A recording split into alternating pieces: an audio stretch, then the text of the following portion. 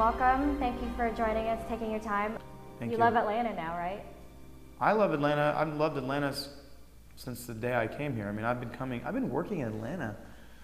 I'm going to sound like an old man. I've been working here since '96. When I was a model, I had clients here, and I used to come here all the time. Plus, it's a straight shot from New York or New Orleans, where I lived.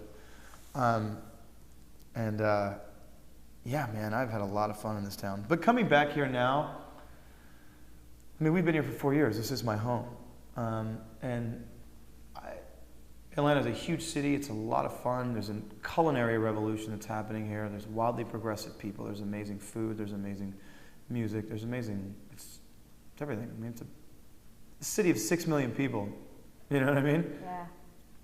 I mean, if you look at the city of Los Angeles, the actual city of Los Angeles is 3.9 million. Wow. And obviously not the county, which is considered the greater Los Angeles area, but the city of Atlanta is bigger than the city of Los Angeles. Definitely a lot of diversity here too. Yeah, for sure. Let's talk a little bit about the Vampire Diaries. 4 years down, we're going into season 5. What are you most looking forward to this season? You know, one really amazing thing about this season, as I stand here looking like a cross between Johnny Rhys Meyers and Jim Morrison, but trying to look like Henry VIII. I think, not even I think, let me rephrase that. I know this season feels a lot more like the first season of the show. And when I go back and watch the first season of the show, I am transported back to this really phenomenal experience where the storytelling was just, we were flying by the seat of our pants every day, every episode, every take. And it yielded a really interesting product.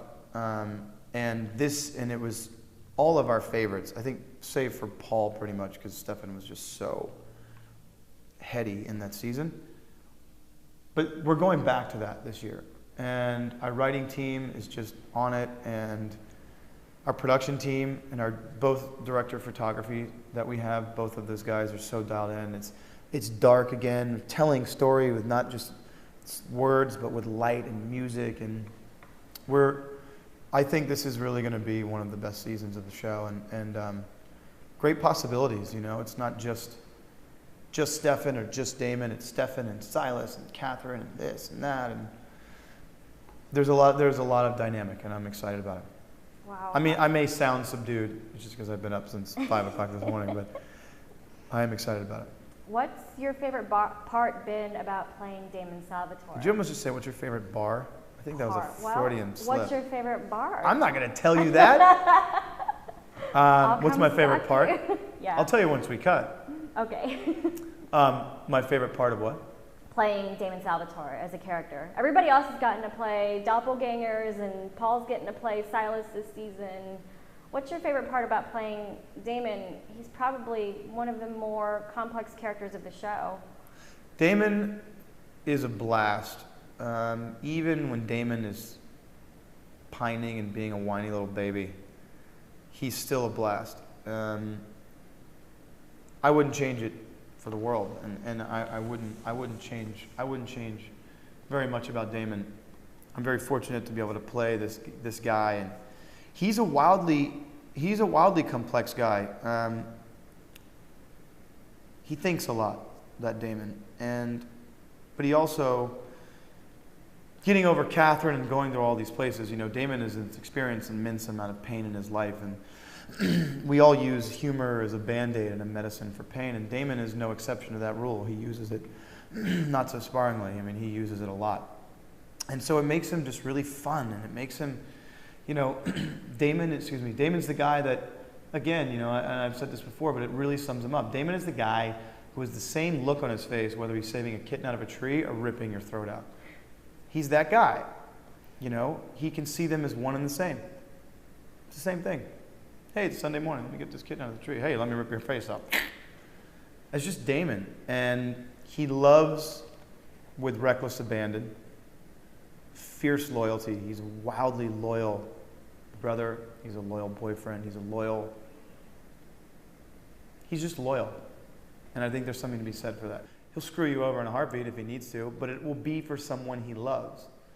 Not because, oh, I want that car or that house or that he'll do it out of love. Everything he does is out of love. So I think that it's cool. I like that about him. I love that about him when I don't like it. I love it. What parts of Damon do you see most in yourself, or are you just completely unlike him? No, I'm a lot like Damon, or I should rephrase it. Damon's a lot like me. No, it goes both ways. I mean, look, art imitates life in ways that it's just crazy. And the writers are very dialed into who we are and how we operate and what they want out of us as far as character-wise, but I know a lot about what it's like to be alone. I know what it's like to fight with my brother. I know what it's like to be in love. I know what it's like to be in pain. I know what it's like to have fun. I know what it's like to have to find the bright side of things.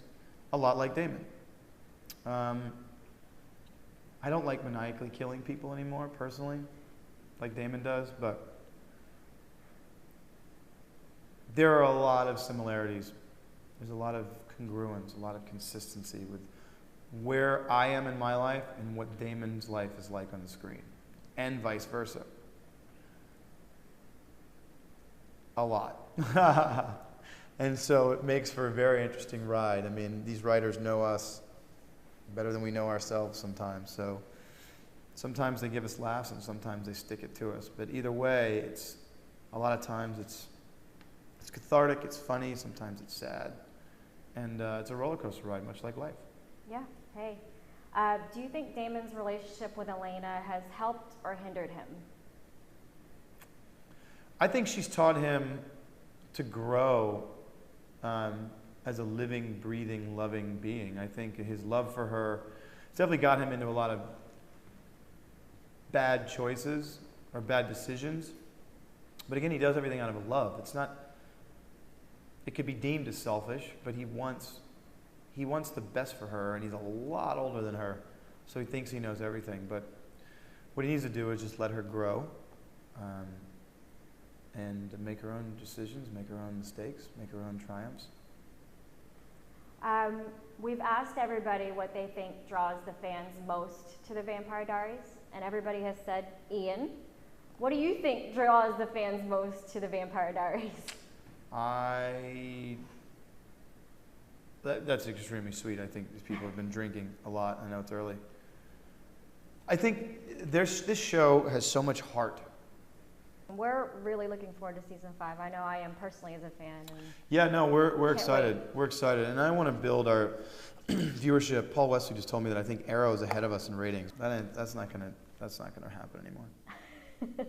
Do you wear your daylight ring everywhere you go? When I take it from set, they freak out. Oh. Sometimes I accidentally take it. They didn't give it to you? No, they didn't. When I leave the show, I will get one. You will take that one. Well, thank you so much. Thank you so much. This fall, the blood will flow. You might try to dial down your glee. Thursday, October 3rd, the night that raised the stakes is back. Make yourself right at home. The season premiere of The Vampire Diaries, followed by the delicious new series, The Originals. Quite an operation. Don't miss a single bite. That would be tragic. The season premiere of The Vampire Diaries, followed by a special premiere event of The Originals, Thursday, October 3rd on the CW.